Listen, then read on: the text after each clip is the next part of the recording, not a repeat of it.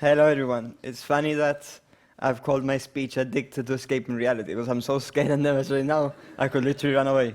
So let me start before I actually do. Okay, so my name is Steven and I'm an addict. Usually the first thing that people think about when I mention addiction is everything related to drugs, alcohol, gambling, or whatever the addiction may be. Yes, it's true that all this is a big part of addiction, but addiction is much more than that. And if drugs and alcohol were my only problem, life would be much easier and I definitely wouldn't be standing here today. So I'm here today to share my journey through addiction and recovery. Let me take you back to when it all started for me. Before drugs were even in the picture, I was a shy, scared and insecure kid when I began first school.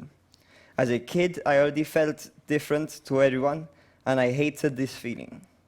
I hated it so much that I could not face going to school, knowing I was not intelligent enough, sporty enough, or enough on anything really to fit in. This is where I believe my addiction started to control me. I was unable to deal with or identify what I was feeling. I was scared to share my feelings. So this is where I already began to escape my reality, by trying to run away from school in the mornings. I did this a few times, but eventually I stopped. As I was such a scared kid, I would be terrified when I was hiding. So I came up with a different way of escaping my reality. Every time I felt scared, insecure, or any other feeling that I could identify, I get a bit nervous my first time, and it's my biggest fear, so hopefully by the end of the day I've conquered it. I could not cope, I would make a circle shape with my arms. I disappeared from the world every time I did this. Eventually this method was not good enough, as people, including my teachers, would make fun of me. And when I lifted my head up, the world suddenly reappeared. I saw them all laughing and pointing at me. The problem became worse. I accepted that no one would ever understand me. That's when I turned from a fearful kid into an angry kid in order to protect myself. Every time I felt scared or insecure, I would throw a tantrum and go crazy. I would throw chairs around and I became a very violent kid. For a while, I earned some respect from people, but eventually everyone started laughing at me again. I was such an angry kid that the whole school invented a chant about me, which went a bit like this. Ea, ea, ea, el Steven se cabrea. Ea, ea, ea, el Steven se cabrea. Y ahí va Steven como los locos, intentando coger a alguien para pegar. So eventually I became a joke. I even tried bullying at one point, as I felt bullied by other kids and teachers. However, I am way too sensitive and compassionate to have been a bully. This was just not part of who I am.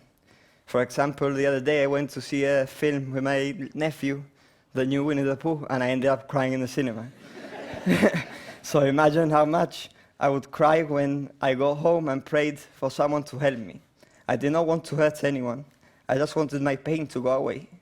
It seemed no matter how hard I tried, there was no way of escaping my reality. This was until I was introduced to drugs at the age of 13. I was always so angry that one day one of the older kids in my patio said, "Chiquillo, fúmate un porro y ya quédate a gusto." So that's exactly what I did. And that's where my addiction took advantage of my inability of coping with my feelings. And my addiction to drugs commenced. As I took the first puff of a joint, I felt this warmth fill my body, and all my fears, all my insecurities, all my pain just left. I smoked so much that day that I threw up. But I did not see the consequences of smoking. I only saw that this would numb me completely. So I was instantly hooked. But like everything else I tried before, this too eventually stopped working, as I quickly grew a tolerance to it. So I had no option but to start using heavier drugs, like alcohol and pills, which eventually grew to smoking cocaine and sniffing heroin. I was always trying different drugs, and for a while they all worked. But eventually all my fears, pain, and insecurities would all come back, and it would come back even stronger. So the quantity of drugs would increase. I was always chasing the high, that would completely numb me. It got so bad that in order to maintain my drug consumption, I had to steal from my parents, friends, even my youngest brother. But it got to a stage where nothing worked. Nothing would help me numb away the feeling of not belonging in this world. This led to a moment of desperation, as I was losing it all. I lost my house, I lost all my money, I was probably about to lose my family too, and worst of all, I completely lost myself. I was a living dead man. I decided to ask for help, but before I did, I took all the drugs in my house. I took so many pills in the hope that I would never wake up again and see the embarrassment in my family's faces. But somehow, I woke up completely fine, with just a big pain on my side. I saw this as a sign that I was destined for more than just getting high. So I asked for help, and what was the worst day of my life became the best day of the rest of my life. This brings me to my journey of recovery. Let me tell you now, this is the hardest thing I've ever done. It's been so hard that more than once I've thought of going back to the insanity of active addiction, as it's easier to live in a fantasy world than live in my reality. When I first started my 12-step program to recovery, I was 25. I thought that this is easy, as the first step was admitting I was powerless over my addiction and that my life had become unmanageable. I knew this since the age of 18, so it should be a piece of cake, right? Well, as I started to do the rest of the steps, I had to dig deep into my problems, my insecurities, and all the stuff I had done in active addiction. I wanted to drop dead there and then and go back to smoking crack. But I stuck to it as I wanted to change so badly. I wanted to become the person I knew I could become, and slowly it started to get easier. I had a few hiccups where I did not relapse, but I became very sad and depressed. I even thought about my own death, and that I should just finish it in order to end the pain. It got to a point in my recovery that I had to deal with something I had been ignoring for many years. This was the passing of my grandmother. That's all the things I did, from street fights to stealing to smuggling. Nothing could compare to the pain of feeling like I had let her down. Many years ago, my grandmother was diagnosed with terminal cancer at the very young age of 59. And my whole family gave her a GBC open day surprise. I chose to let my fear stop me from seeing this great woman who was always by my side and always made me feel like it was okay. It was easier to ignore my problem. It was easier to ignore the real problem. I couldn't accept that my grandmother was dying, so I pretended like everything was okay.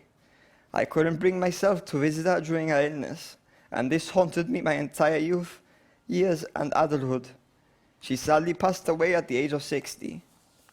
In recovery, I was forced to deal with this issue in order to move on, but the pain was so raw, so real, that I knew no amount of drugs could take the pain away. So I wanted to die. Death takes the ultimate pain away.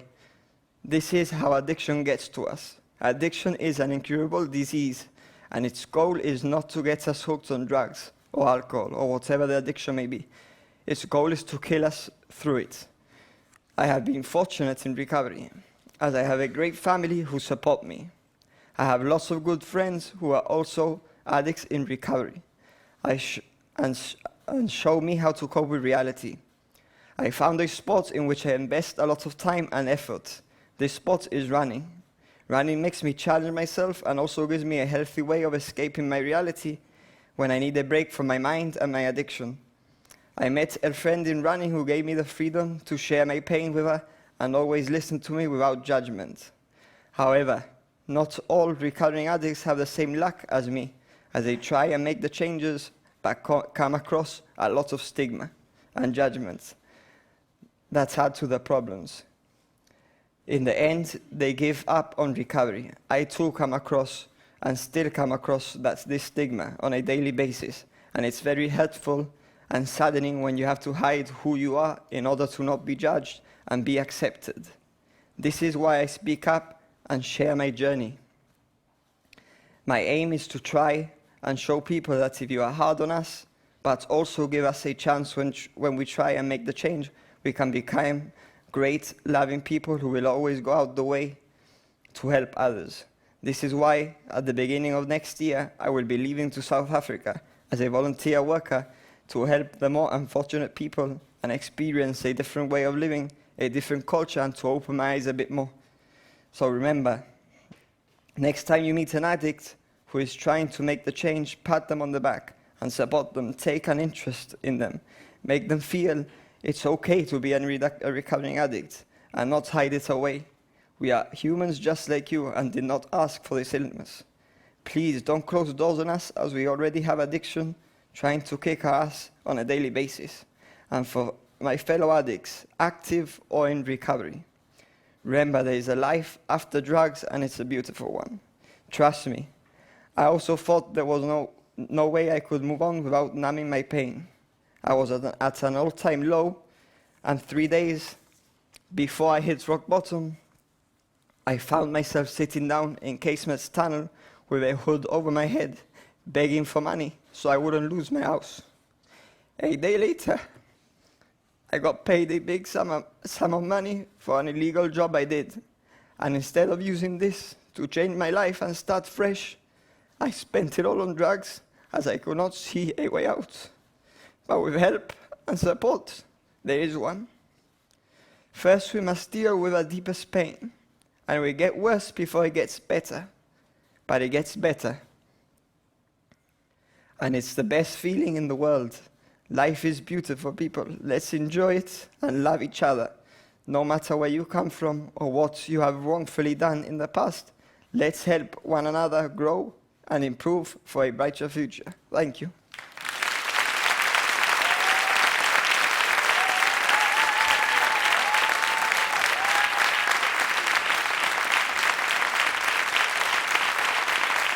Thank you very much, Stephen Walker.